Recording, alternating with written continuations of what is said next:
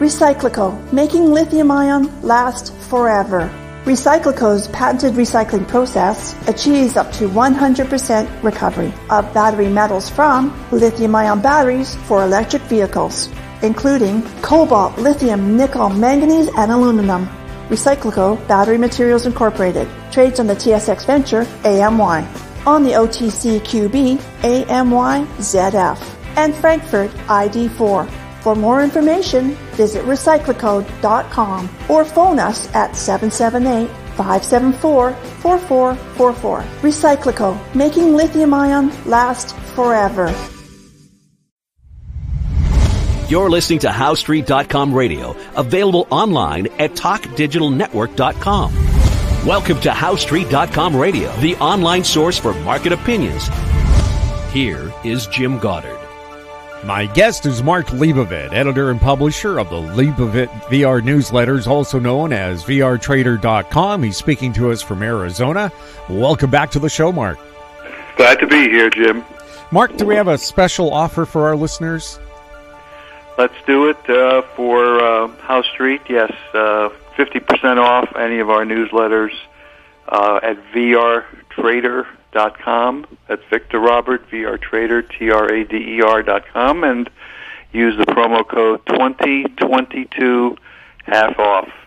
And you can sign up for any of our newsletters. And speaking of my newsletters, I always make the disclaimer that I'm not a financial advisor, nor do I provide financial advice to keep the regulators happy.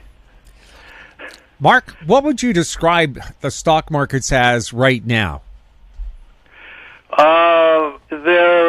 That's an interesting question. How would you describe them? Yeah. You know, the general opinion is everybody is still super optimistic about the markets in the future, despite a whole slew of reasons why you shouldn't be or they shouldn't be. And naivety is probably a good adjective, because they feel they're going to be bailed out by the Federal Reserve at some point when they start supposedly lowering rates. We're going to have a soft landing in the economy. You know, everything's going to work out with Ukraine and China.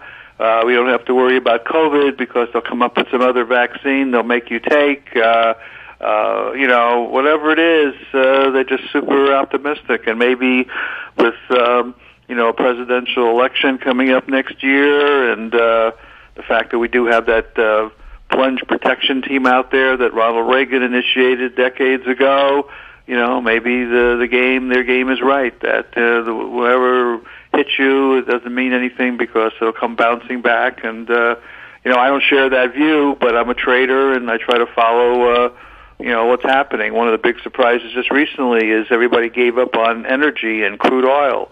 And suddenly it took off and, you know, got into the mid-80s. Maybe it's going to go back to 100. Nobody expected that on the street. And unfortunately, there's sort of an inverse relationship historically anyway, between energy, crude oil, and the stock market. And generally when energy and crude oil go up, stocks go down. So a little pullback we had here just recently was because I think the uptick in crude oil, and I don't feel that the move in crude oil is overall over. It might pull back a bit, but more is coming with energy, so that doesn't paint a very rosy picture for a general comment. Of course, there's always exceptions with individual stocks. We can talk about a lot of individual groups that are acting better, but that's not good for the overall market. So, yeah, they're naive a little bit about everything going to work out just fine. And, you know, economic reports that come out are believed. I don't believe any of them. The government changes the reports, revises them, contradicts themselves on the reports. Frankly, I don't even believe half the earnings reports companies themselves put out. So, you know, a lot of it is front-running. They lower their estimates of earnings, and they come out with a better one afterwards, so the stock goes up, so somebody makes money on that. So, you know, it's a game, and you know how to play the game. So the game right now is... what can I say about the short term? We're in September, which is traditionally the worst month of the year for stocks, and sometimes carries into October, and we'll see how it all plays out. Now, when you say companies, you know, fudging the numbers a little bit, until they change the regs, I'm not sure of the year 40, 50 years ago, it was illegal for executives in a company to trade their own shares, wasn't it? Gee, it's insider trading is what you're talking about. Yeah. I mean, actually, I think they can trade or buy and sell their own stocks. They just have to disclose it. You know, if there are these reports you have to file that indicate that company insiders are buying and selling shares. It's when you jump in and do something ahead of news that the regulators don't like. Speaking of insider shares, I probably am all the way on the other side of the fence on this one, but I remember Milton Friedman decades ago, the great economist, actually came out and said he disagreed with all the laws against insider trading. He says it's anti-competitive, it's capitalistic, and nobody ever said anything much about it because the whole mentality is, you can't be an insider and make any money. Meanwhile, the truth is all the money is made on the inside, starting from the top of the government all the way down, and has always been that way and always will be. So these laws were created, just to make it look, quote unquote, more of an honest profession. But you could find out that some government agency is going to enact. I guess a good example would be, your city council, for example, going to rezone some property, and you get some inside information that's going to happen ahead of time, and you go buy some property next door, and you make a lot of money on it. Well, since that's not a security that's trading, you can probably get away with it. So in normal life, business contacts, your efforts on your own part is all sort of inside activity. You're working to build your business, make contacts, do stuff, get privy to information, and the whole insider trading thing is nonsense. So I agree with Milton Friedman on that one, even though nothing's going to change with the laws, and everybody seems, that's the worst thing to do, to have some, inside information on something. So anyway, I think Milton is on the right track. He said it'd probably be decades before it ever changes, but ultimately it probably will when the realization comes that it's just a bunch of nonsense, because it happens anyway. The BRIC countries appear to be just a consortium to attack U.S. dollar trades, U.S. dollar loans. How strong is the U.S. dollar right now? Are the BRICS having an impact on it? Dollar is strong, and it's hurting the precious metals, and the commodities, with the exception of crude oil. Crude oil was down a little bit in trading today, Thursday, and had run up so much. It's probably have a little bit more of a pullback before it goes higher. But the strong dollar is frustrating a lot of people. Interest rates are going up here in the U.S., so money is flowing in this direction, and that's a real bugaboo for traders who are depending on a lower dollar. So particularly those in the commodity sector. So I don't know if it's BRICS that's causing it. I think it's higher rates. I think there's a lot of tension and uncertainty in the world, and there's an expression that the U.S. dollar is the last or remaining horse in the glue factory before all the others go. So you park your money here. I don't think the BRICS are going to pull anything off now. They admitted about half a dozen new members at their recent meeting in South Africa, and I heard there was about 20 applicants for more people, and ultimately that's going to represent about 85% of the world. So at some point it will have an effect, but the dollar is not going away so fast. So, but the strength in the dollar seems to be a problem, and the increase in crude oil, again, as I mentioned a few moments ago, came as a bit of a surprise to the street. And as I also mentioned, there's sort of an inverse relationship there, so that's going to continue to hurt the stock market in a very general way if it continues to go higher and higher. So the predictions that you hear in the financial media about what you should be doing with the dollar or crude oil and so forth are generally always wrong, and in this case it proved out to be correct, because we were heavily in the crude oil sector in our newsletter with some of the big names. And if you recall, in my interviews here, going back I think several months, I kept mentioning Occidental Petroleum to you. I like crude oil anyway and energy, but I said to you, what Warren Buffett is buying, you should own. And sure enough, that was one hell of a re-recommendation here, because it's been moving higher, and Warren has been right. So, and he's holding. Why is he holding? Because I think I can't quote him, but I think crude oil is headed to $200 a barrel in coming years and maybe sooner, and that Oxy is going to be worth a lot of money. We'll have more with Mark Leibovit right after this.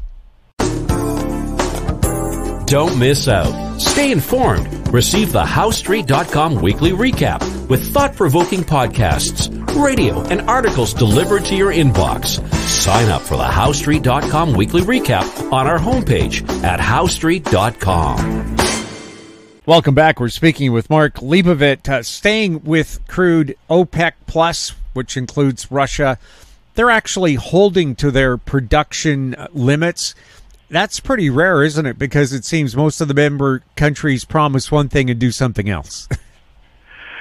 Well, they want higher prices, that's for sure. I mean, Russia depends on crude oil, and, Saudi Arabia certainly loves making more money, too. So they've been, talking about doing the opposite of what Joe Biden wanted them to do for months, and, in terms of cutting back on production or raising production and so forth. And so they've been looking for higher prices, and they're winning. So I think the world is sort of against us, and we could change the whole thing here. I mean, this is getting into politics a little bit, but if we had a normal political administration in this country, referring to the U.S., you would expand oil production, which would drive prices down. It would hurt the so-called enemies that we have in the world, which is Iran and Russia and so forth, or maybe even China to a certain degree.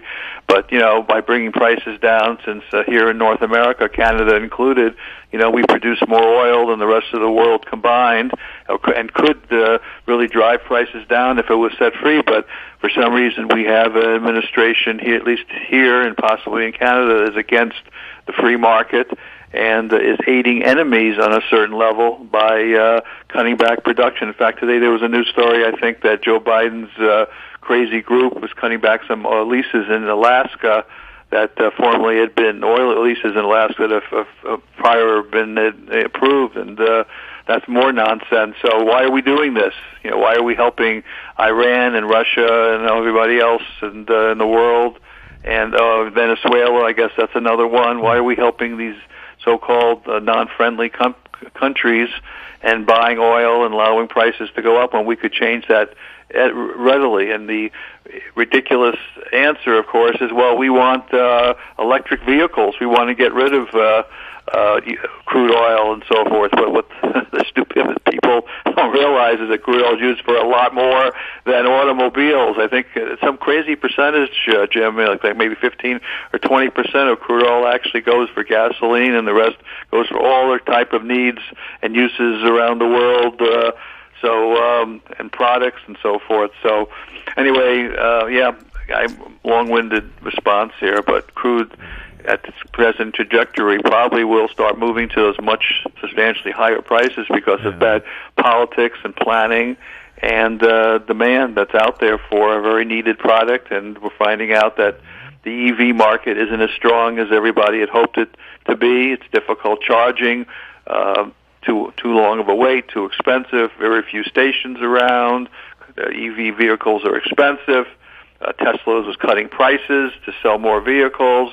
They jumped the gun here. They think the whole world's going to convert to their dream scenario of e-vehicles between now and 2035. It's not going to happen.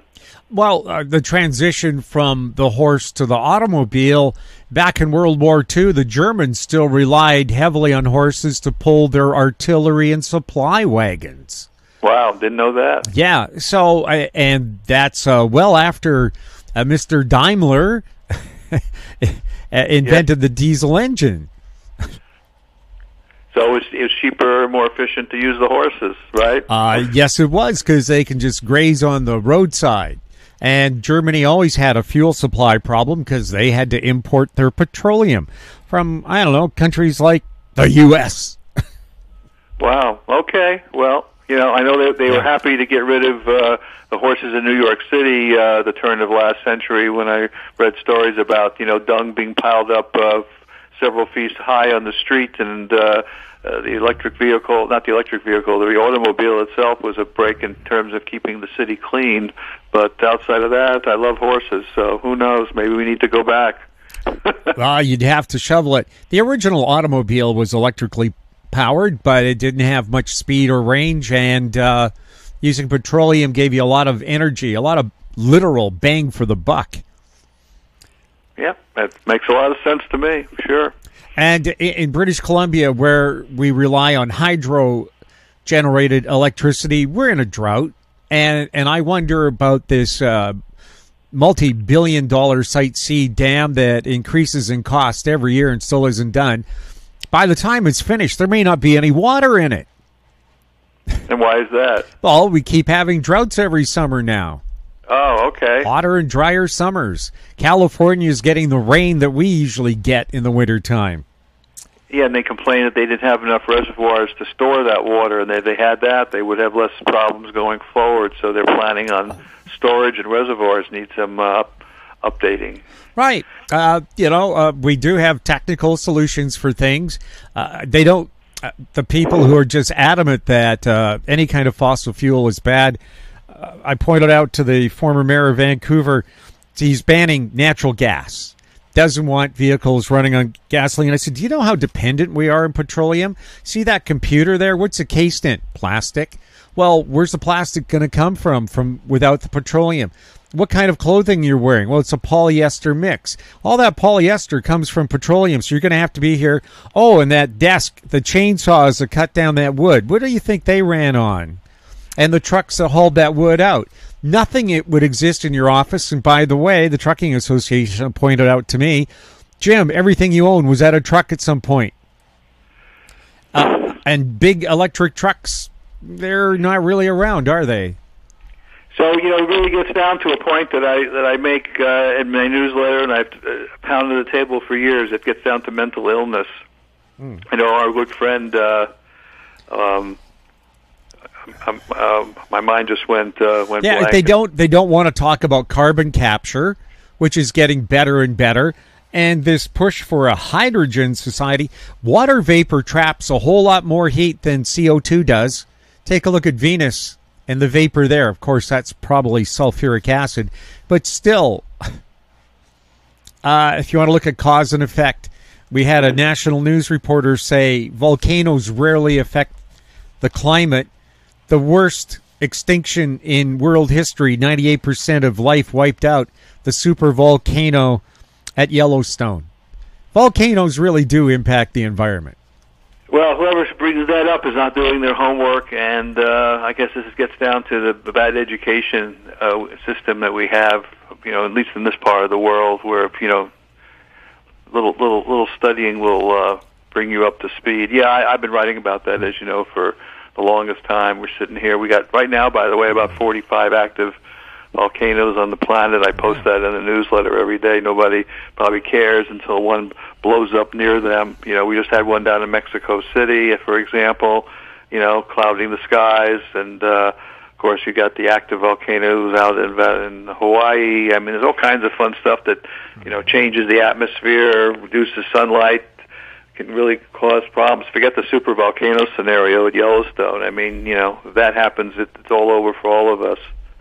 That's all. When Krakatoa blew up in the 1800s, this is, of course, Google can't be wrong, but it affected the Earth's climate. It was 2.2 degrees Fahrenheit colder around the planet for 3 years, and crops were failing everywhere because of it.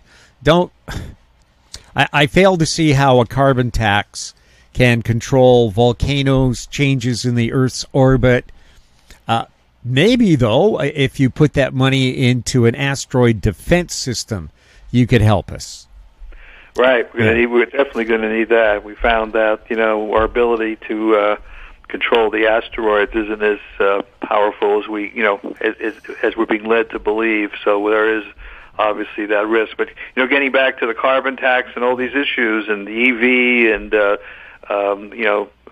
politicians saying stupid things, it all comes down to money. They're making money doing it, or their constituents or their backers are making money doing it. It's follow the dollar. I mean, that's what this is all about. The whole the whole energy movement, the green movement, all this stuff's about making money, and someone's making a lot of money because of it, and they're not following the facts about science or what's really happening in terms of global warming, which really doesn't exist to the extent that they believe it does. And we do have historical data. I mean, thousands of years ago, how the climate has changed on the planet before man was here. So-called polluting the skies and so forth. So, ice ages happen, come and go without us, and we're in one of those cycles now. So, yeah, I mean, it's so frustrating because, I do a lot of research. I'm sure you do too, and you read all the data, and the data is sort of ignored. It's only what's politically, popular and, something to make sense. Let's clean up the earth and, let's, tax the heck out of anybody who doesn't conform to our program. It's really unfortunate. So, well, simple solutions rarely solve complex problems. And, I don't disagree with the move to make our air cleaner and friendlier. That's absolutely great. But China, in their push for electric cars, are building 200 or more coal-fired power plants. Will those power plants have scrubbers on them to remove all the bad stuff from the smoke coming out of those plants? This is a country that has a horribly high smoking rate that's encouraged by the government because they want people to die before they're old enough to collect their pension. Good point. The rest of the world doesn't conform to the idiocy that we hear, here in the West. So, right, if you got, China polluting the skies, then what's the good of having a clean U.S. when that pollution's coming to us anyway in one form or another, right? So it's unbelievable. What's happening on the cryptocurrency space? Now we've ranted about other stuff. Right. Well, it's a lot. The exciting markets now. We already discussed crude oil. The other area has been crypto, which went through a little bit of a correction, but seems to be recovering here a little bit. I mentioned this last week. You've got the BlackRock company and Larry Fink trying to get that ETF passed for the Bitcoin, and looks like that'll probably happen, and that's going to derive demand or more allocation of money into the Bitcoin sphere or the GBTC ETF or trust that now exists will be not necessarily replaced, but be complemented by this new ETF that Fink's trying to get through. That's going to drive some support into the crypto world. So, crypto's here to stay. If you want to own Bitcoin, you probably should buy some GBTC in the meantime, which is an ETF that mirrors the Bitcoin, and then jump into the Larry Fink ETF, because once that demand is there, I think he runs the largest money management firm on the planet with several trillion dollars under management. So Ethereum and XRP and all the others will probably follow along, so that's positive. And the other action recently, as you know, has been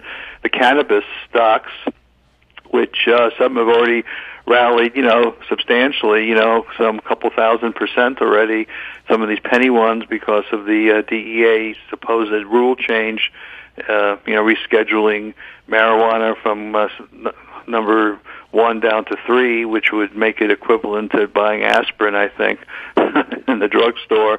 So, that's been hot, and there's a lot of trading and activity going on. The speculation that the U.S. will, change that scheduling. Some people disagree that it may not help the businesses as much, but I think the rescheduling is a step in the right direction, and so that's been sort of hot for traders, and we've been participating in that a little bit too. So what's the expression, Jim? There's always a bull market somewhere. There's going to be something moving no matter how bad you think things are. We can always find something, like NFL football season starting here in the U.S. Tonight, and one particular little company called DraftKings, which is a sports betting public company, has been starting to move up. There's a lot, people like to bet on sports, and with the football underway here, that stock will probably go up. So, a lot of interesting areas. Just have to sort of follow the news and, check to see where we can make some money on the short-term trends that are unfolding in various sectors and markets. Anything happening on the Geo-cosmic front? Well, it's funny you should mention that. I checked on before we went on the air with that. There's something minor going on up there.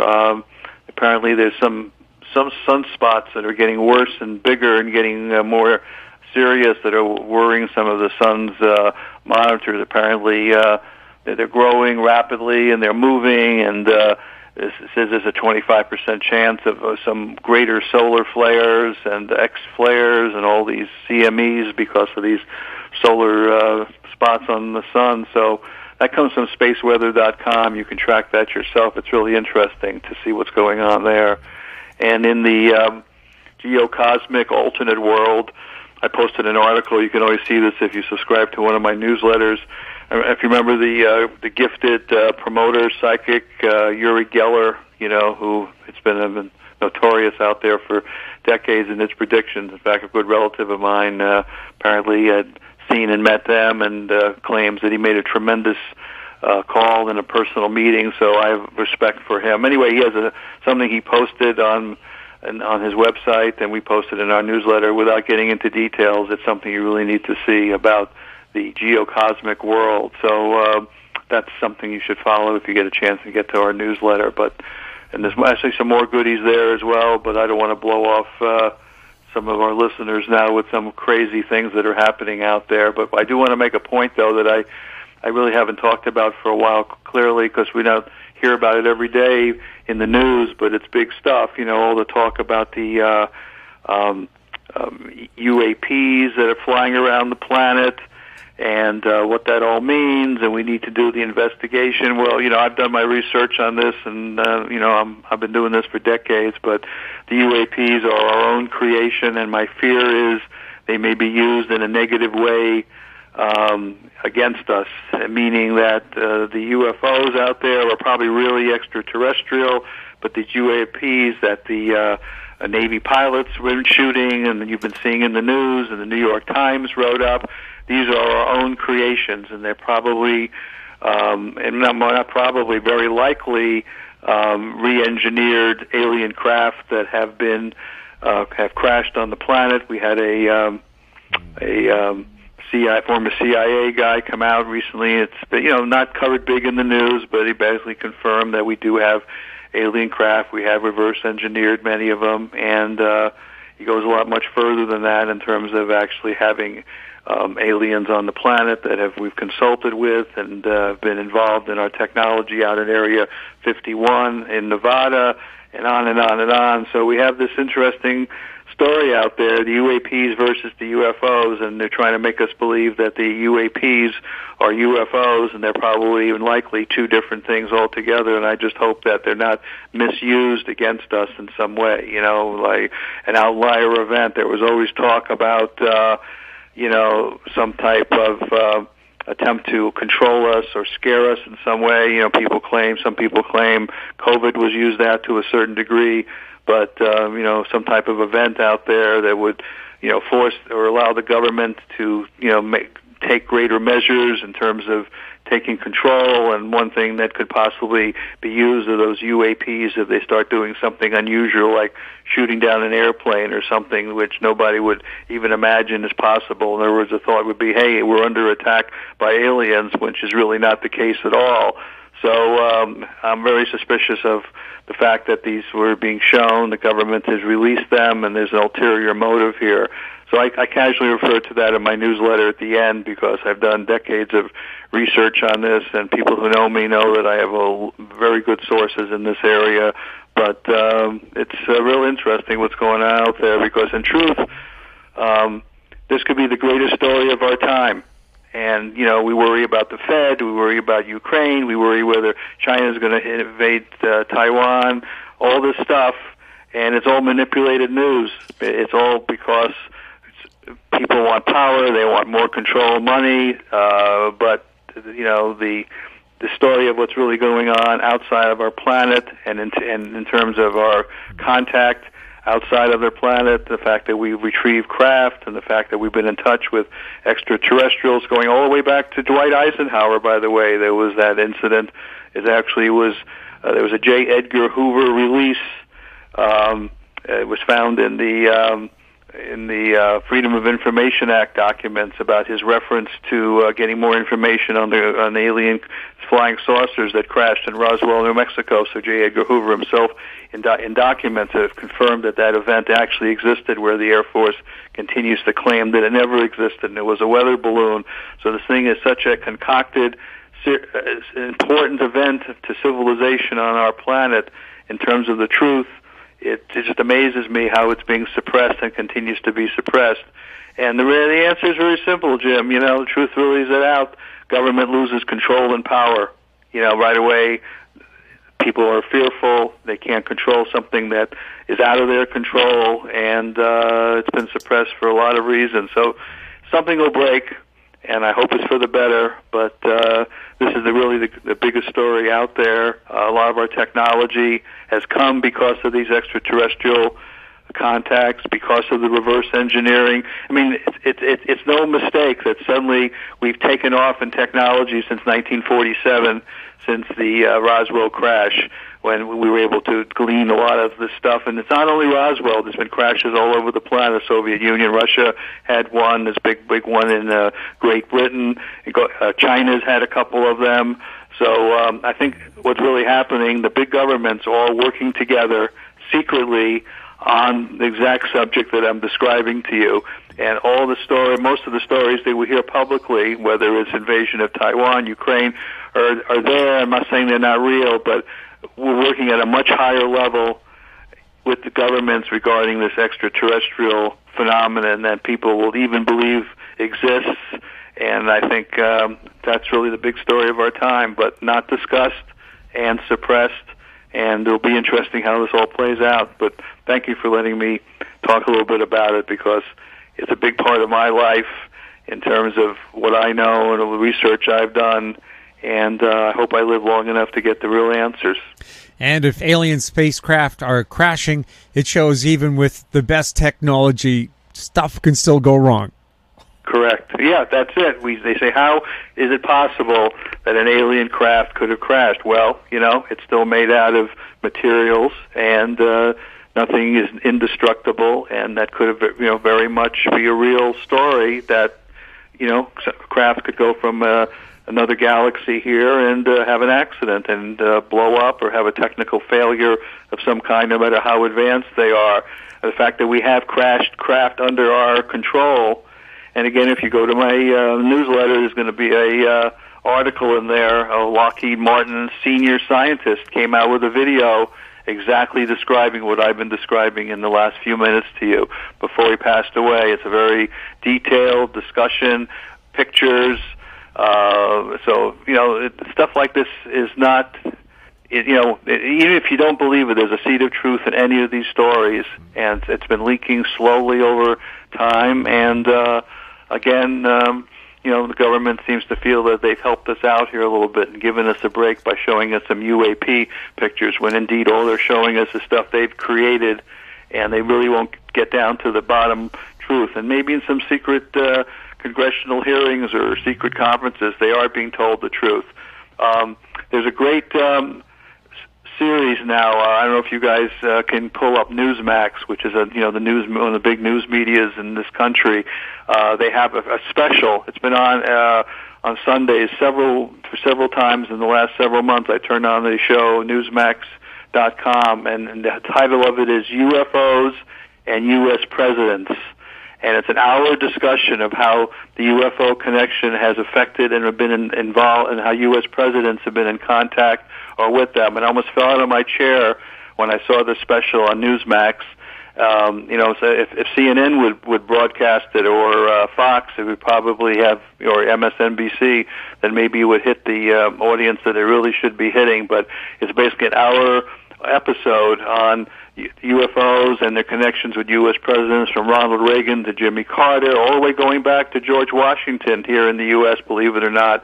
So there's an extraordinary amount of good information out there that's not being talked about, and that's why we're talking about it together today, Jim, because very few people on this network or in the financial sphere would even dare to go here. They would fear that somehow it's going to affect their reputation. Well, it doesn't affect my ability to make money, I'll tell you that. So I have fun doing it, and hopefully I can help the process along here a little bit.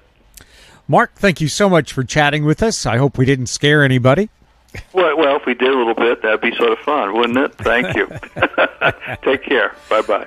My guest has been Mark Leibovit, editor and publisher of the Leibovit VR newsletters, also known as VRtrader.com.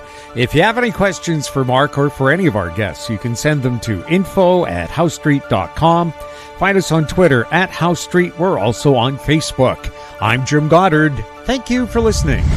Comments made on HouseStreet.com radio are an expression of opinion only and should not be construed in any matter whatsoever as recommendations to buy or sell any financial instrument at any time. Available online at TalkDigitalNetwork.com. HouseStreet.com radio is a production of House Street Media Incorporated.